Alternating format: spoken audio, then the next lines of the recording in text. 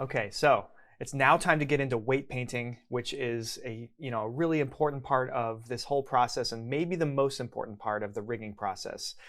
Before I start that, I do want to say that I adjusted the model a little bit to add a few more edge loops. So here the thumb has a few more, each finger tip, I added a couple to each part. And the reason for that is that when you start to add weighting and bending to some of these, if you don't have enough loops to work with, what the model will try to do, or the joint will try to do, is it'll try to pull from other parts of the model and it'll start to scrunch those in maybe a little bit too much. So if you give it more information to work with, the bends can just look a lot nicer and cleaner and it won't scrunch in so much. So we may still run into a few of those things, but I don't think we're going to have any trouble. So there's a couple of different ways to start binding a mesh to joints. There is the built-in bind command, which you can find under the character menu.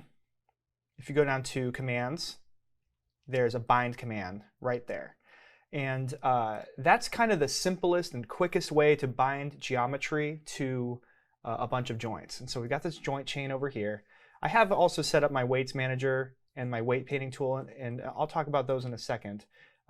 But what you can do if you really want to just go quickly, you can just middle click select all of your joints, making sure that the head elements and the infinity scarf are not selected, and then go to your geometry, which is actually here. I saved out a new version here.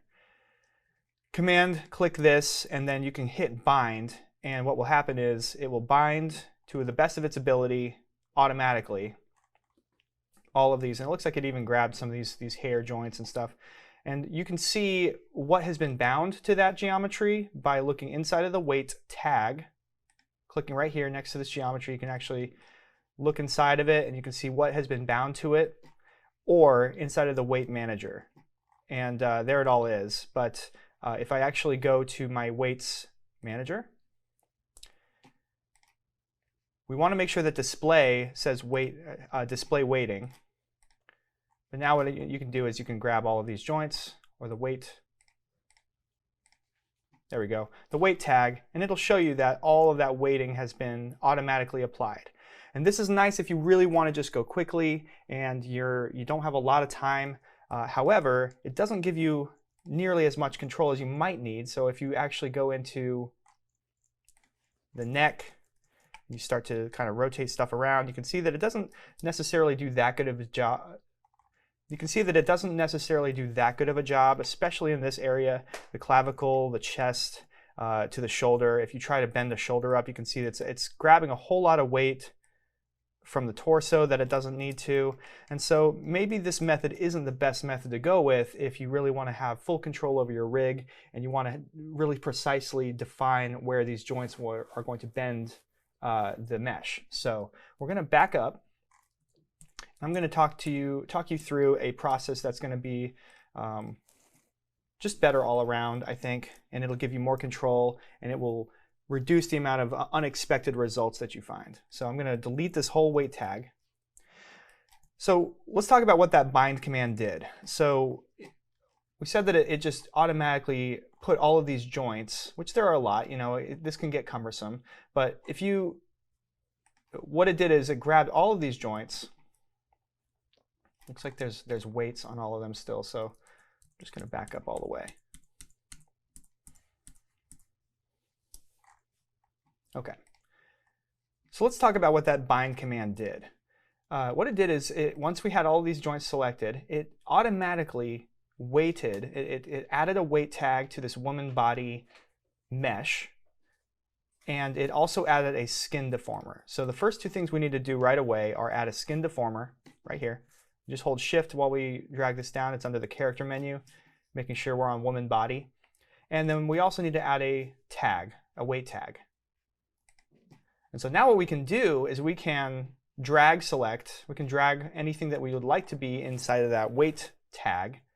By doing this, I'm going to deselect the infinity scarf and the head elements. I think it still adds them automatically, but all we have to do is go back to that weight tag and then drag these down to the joints that we want to be bound. Inside of this weight tag, you can actually do a little bit of organization. Sadly, this organization doesn't doesn't impact this weight manager. But for instance, if you see this whole list of stuff and you just want to make it a little bit simpler, what I can do is grab the left clavicle 01 all the way down to the left thumb tip. You can do a new folder. It shows up at the bottom here. I'm just going to drag these down into that new folder. We'll call this left arm. And we can fold that in. We'll do the same thing. We'll just add a new folder, right click and do a new folder. Call this right arm. Just doing the same thing, just doing it a little bit out of order. All right. So then these are all a little bit more organized, at least inside of the weight tag. But I briefly mentioned the weight manager and the weight tool. These are two things you're going to want to have kind of on hand at all times while you're doing any kind of weight painting or weighting inside of these joints. So what I like to do is I just do a Shift-C to start adding these to my shelf, and I do the weight manager, and just click and drag and drag it to your shelf, and then also the weight tool, click and drag that to your shelf. I added bind as well, and then what I did was I just saved a layout. You can go to Window, Customization, Save Layout As, and I just call it JJ Rigging, and that way when I want to, I can go back and forth between Animate, Model, JJ Rigging. It brought that weight manager back up into my menu. It's just going to be there the whole time, and that's what I want. So now let's start weight painting. There's a lot of different ways to do this, and so I'm going to go over each one kind of individually, and then I'm going to just speed through the process to be able to get this thing rigged so we can animate it. So one way to work is inside of the weight manager. We've got this Commands tab up here, which gives you a few options, and you can set this mode to absolute, add, subtract, smooth, and all this other stuff with auto normalize checked, which again, auto normalization, we're going to talk about normalization, but basically you want 100% weighting on all of the vertices of this mesh. And if you have anything less than 100%, it's going to drag behind. If you have anything over 100%, it's going to, go further than it needs to. So everything needs to be right at 100%, or else you're going to have some problems when you go to animate. So keeping auto normalize selected is good, so that when you add any weights or take away from weights, it's going to try to, add or subtract to add up to 100%. So that's something we need to have on. But you can literally go in and select making sure we have the geometry selected here. But I can do some loop selections here, and if I'm on my waist, and I have these 3 loops selected, I can actually go to Commands, making sure we've got the joint that we want. So we'll go to waist here, and I'll do add at 100% and apply. Well, apply all, just add it to the entire mesh. So we actually just want it to go to apply selected. Instead of apply all, apply selected, and it added 100% weighting to just these 3 loops. Really handy to do that kind of stuff. However, what I want to do is maybe work a little bit more quickly than that, and I'm also going to use this weight brush when I want to do some smoothing and stuff. Right here, this is called the weight tool. It's like a paintbrush, like what we used for selection and doing some other stuff like that. You can middle mouse drag up and down to change the strength, right and left to change the size, and you can change the mode right here, just the same as we did up here in this weight manager. And if you change it, what's interesting is, well, I thought that this moved with this, so I'm not going to say that. But it's the same modes as what we see in the weight manager. It's just that you can brush them on instead of applying them to selected loops. So in our case, what we're going to try to do is, I'll just show you how this works, and then I'm going to I'll just show you how this works, and then I'll go through the actual process of how we're going to rig this character. So if I do this and I select across, it says visible only. So anything that's behind it that's not visible will not be painted on. If I have projection on, it's really just anything that's up on the top here. And then selected only would if I undo this, it's only going to paint on to where I have selected these loops. So that's actually also very handy. If I don't want to have anything painted on any of these things, I can just select the areas that I want to paint on and change the strength to, looks like we can do 44 to 100. I'm just going to make it 100. And there's also a fall off here if you don't want any fall off. If you are finding that there are things happening that you're not expecting to happen, maybe it's because your fall off is set a little bit too high. So I'm actually going to drop this down to about 100. And that way we're not getting too much craziness happening way too far out. So these clamp tools here, which I'm not really sure I understand, but that's how you can paint weights right onto your mesh. And I'm going to actually deselect all of that. I'm going to get right back inside of my weight tool. We'll go to our joints, and I'm going to show you how to lock and unlock joints so that you can do some of the auto weighting that bind command does, except we're just going to do a few joints at a time. So once again, I talked about how I added a few edge loops through here so that this auto weight command will do a much better job than it did the first time I tried it. So I did do a little bit of pre-work just to see if this mesh was going to work. I did decide I wanted to add some more edge loops there. So, all right, so what are we going to do? We're going to go ahead and go to this joints tab inside of our weight manager, right click, do a lock all, which makes everything completely locked. And then what I want to do is I want to grab from the shoulder down to through the thumb tip, and I want to auto weight. I'm going to try, I'm just going to try it here. So if we go to calculate, I think what I need to do first is unlock. So that's what I'm going to keep doing. I'm going to go back and forth, making sure I'm locking or unlocking joints that I want to add or subtract to. So in this case, all of these need to be unlocked. So everything else is locked. We can go to auto weight and click calculate. All right, so what I do want to do is I'm going to do a combination of unlocking only certain joints and auto weighting to selected points. So if I go to this body mesh again and I do a loop selection, making sure I'm on edge mode, I'm going to start about right, let's call it right here. And I'm going to do a fill select. We haven't talked about this before, but if you do U, which is just like our loop selection, if you do U and then L, it's loop. If you do U and F, it's fill select. And it selects all of the faces all the way down to whichever direction you want to go. So in this case, I want to go just down the left arm. I have those selected now, so we can have this selected points checked. All this auto weight stuff is fine as default. And then I'm going to make sure we have just those joints selected. We go to auto weight and click calculate. Then it starts to fill in, just like the bind command did. It tries to do a good job of just kind of automatically weighting everything. It looks like everything did a pretty good job. So let's just test it out. We'll go to the left thumb. This is the most problematic area typically, making sure we're on this object mode. This isn't too bad though. Right here, I'm going to bend it. Yeah, really not bad at all. I could see this being a little bit smoother. So what I want to try to do now is I'm going to go to the joints. I'm going to lock all again. I'm going to grab that left thumb 01 and this wrist 01, unlock just those. And I'm going to go to the weights and or commands and do a smooth at 100%, apply, apply, apply. So it's not affecting any of the other joints, including the wrist to the elbow or the clavicle or anything. It's just applying it to this area right here. So then if I go to my thumb again and I try to bend it, it's a lot smoother now. I'm going to look over here and it looks like there's some elbow stuff happening here. So I want to make sure that I have no elbow joints being affected through here. So I'm going to go ahead and unlock. I'm going to lock all. And I'll just unlock the elbow. Looks like, yeah, it's coming down into the hand. We don't want that. So let's unlock that. And let's unlock the wrist. And I'll unlock that thumb.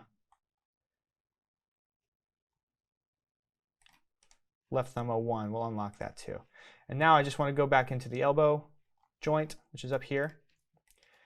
Grab our weight tool, and I want to just go to our add mode, because in add mode you can actually hold command and it'll subtract it.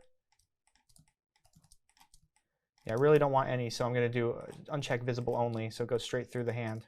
I don't want any elbow on this. In fact, I'm not even sure if I want any right here, but we'll keep it there for now, because I'll just do another smooth command. We'll lock everything, unlock just the elbow and wrist, go back to our commands, and then we'll do some more smoothing.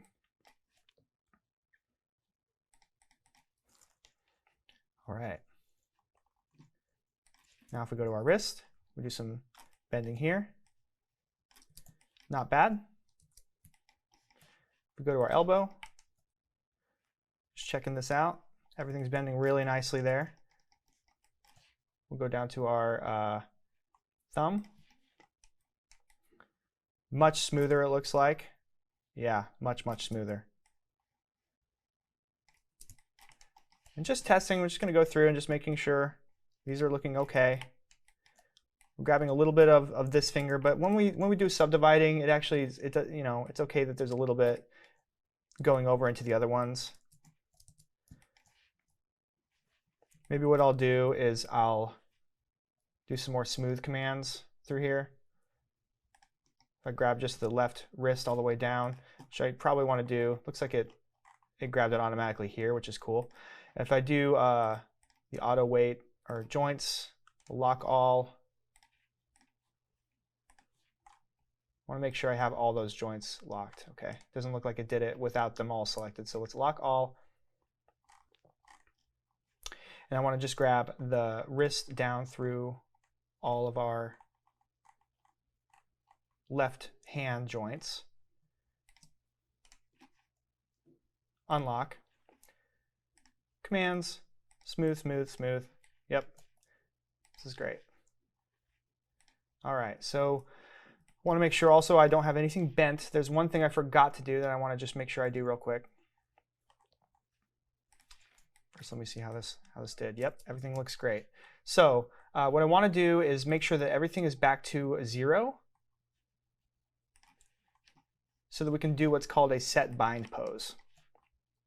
This is something you want to do early on so that whenever, if anything ever gets out of control, you can always go back to that bind pose and it will lock itself. So it looks like I already zeroed and froze the transformations, but if you want to do that real quick, just middle mouse click your whole joint chain, including all of the elements inside, and just go down here to, well, first I want to zero these out. Okay, yeah, I think I did have some finger joints kind of bent a little bit more. So we'll zero those out, but then freeze all. Yours will have numbers and different stuff on it if you haven't done that yet. Mine was already frozen, but if you do this, it'll make sure that all of these are set to 0, 0, and 0 on their positions and rotations. That's very important for your bind pose to have a zeroed out transformation. Frozen transformation is what that's called. So now what we can do is grab this weight tag, click Set Bind Pose, and this is what we can always go back to if ever something gets wonky. So for instance, if I decided, oh my gosh, this elbow is completely in the wrong place, I'm going to turn off the weight manager for now, or I'll just go to the model. Okay, there we go. If I decided, oh my gosh, this elbow is completely out of place, it's rotated the wrong way, something's wrong, if you try to change the axis by rotating it like this, it's like the whole model starts to get really, really crazy. So what you can do, or if I wanted to move it, it's like it moves the whole model. This is not what we want. So what you can do if you mess it up and you decide you want to adjust something later, you can uncheck this skin object. You can rotate or move, and I'm going to undo all this, but I can move this joint now. If I go to the joint tool, this way it doesn't move the whole hierarchy, it just moves that joint. I'll go into my side mode and I'll move this joint just down a few. If I'm like, yeah, I kind of wanted it to be right here, or I wanted it up here or something. You can do this. It's not affecting the geometry because that skin object is unchecked. And then you can go back to reset bind pose, or set bind pose, I should say. Don't do reset because that'll just bring it back to where it was. Set bind pose and then check that skin object again, and now everything has moved down and it didn't affect the geometry. So really good, important little quick tip for adjusting joints or adjusting rotations of stuff after you've bound it already. It's okay to change it. You just have to uncheck that skin object and then set the bind pose again. I'm going to undo because I actually don't want it there. I want it where it was. We'll set the bind pose there.